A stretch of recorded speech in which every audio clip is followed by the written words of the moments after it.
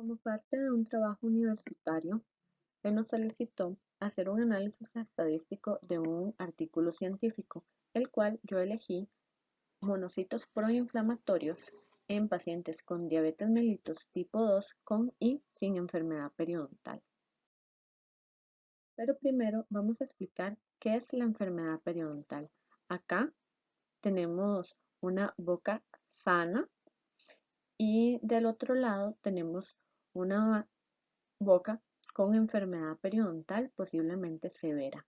La enfermedad periodontal es una enfermedad inflamatoria crónica de origen multifactorial, pero su factor etiológico primario es el biofilm dental organizado y se caracteriza por la destrucción de la encía, del hueso y del ligamento periodontal.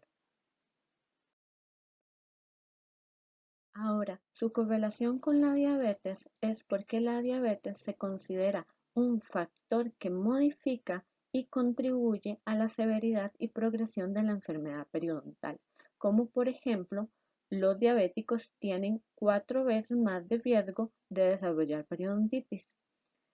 Asimismo, la enfermedad periodontal puede impedir un adecuado control glicémico debido a la inflamación constante y a la diseminación de bacterias. Ahora sí, vamos a analizar un poquito el estudio. El objetivo del estudio era comparar la proporción de monocitos en pacientes con diabetes mellitus tipo 2 con y sin enfermedad periodontal crónica.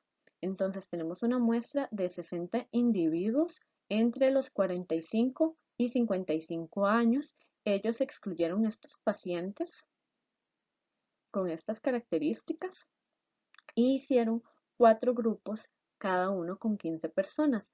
En el primer grupo teníamos a los pacientes con diabetes mellitus con un control glicémico bueno. En el segundo grupo teníamos a los pacientes diabéticos con un control glicémico pobre. En el grupo 3, los pacientes con diabetes mellitus y enfermedad periodontal crónica y con un control glicémico bueno. Y en el cuarto grupo teníamos a los pacientes con diabetes mellitus con periodontitis crónica y un control glicémico pobre. Como parte del estudio, ellos realizan un cuestionario, hacen una valoración periodontal a los pacientes y también toman 2 muestras de sangre, una para valorar la hemoglobina glicosilada y otra para la citometría de flujo. Entonces, acá tenemos que ellos realizan una citometría de flujo de cada muestra y determinan 3 parámetros: los monocitos clásicos, los monocitos intermedios y los monocitos no clásicos.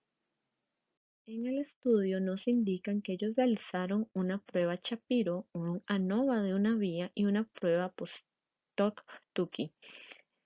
También nos presentan esta tabla con los resultados de la citometría de flujo a nivel de promedio. Entonces, podemos ver que en los monocitos no clásicos, el grupo 4, es decir, los pacientes con enfermedad periodontal y pobre control glicémico presentaron los niveles más altos, mientras que el grupo 1, que son los pacientes diabéticos sin enfermedad periodontal y un buen control glicémico, presentan los menores valores. Sin embargo, no pasa lo mismo en el caso de los monocitos intermedios y los monocitos clásicos. Sin embargo, ellos nos indican que todos estos grupos son diferentes significativamente. También realizan un coeficiente de Pearson que demuestra una relación positiva entre la hemoglobina glicosilada y el porcentaje de los monocitos no clásicos.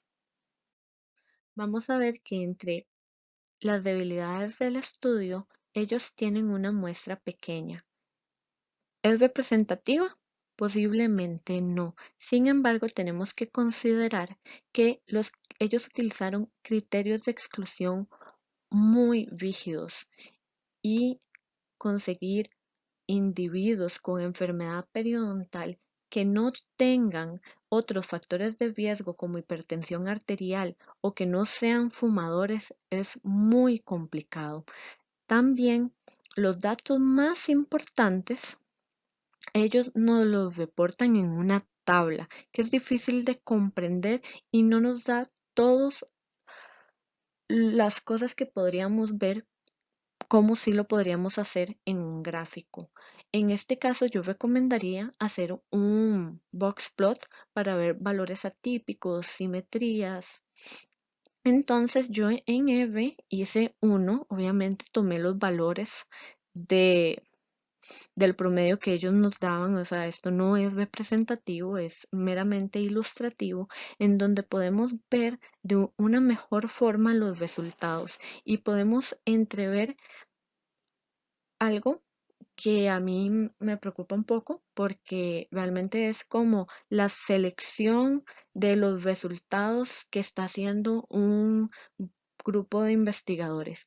Ellos reportan solo los resultados de los monocitos no clásicos, es decir, los que realmente cumplieron con la hipótesis que ellos querían llegar, que es que los pacientes con enfermedad periodontal y un pobre control glicémico son los que van a tener moléculas proinflamatorias más altas, ¿verdad? Pero eso no se cumple en el caso de los monocitos clásicos e intermedios.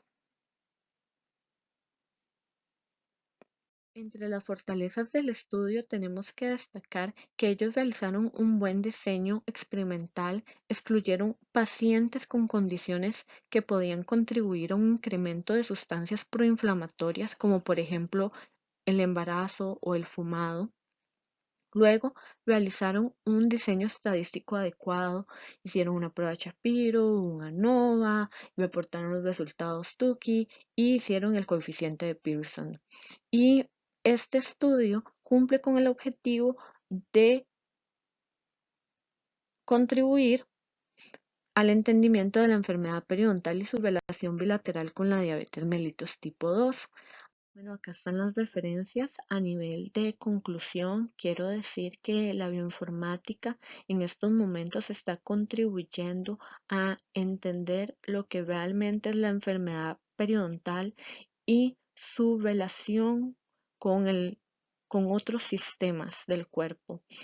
Esto ha sido todo un dilema a nivel de odontología. Ha generado muchas preguntas sobre cómo la enfermedad, algo de la boca, puede afectar otros sistemas y qué factores, qué mecanismos de acción están involucrados, y esto se ha logrado gracias a la bioinformática.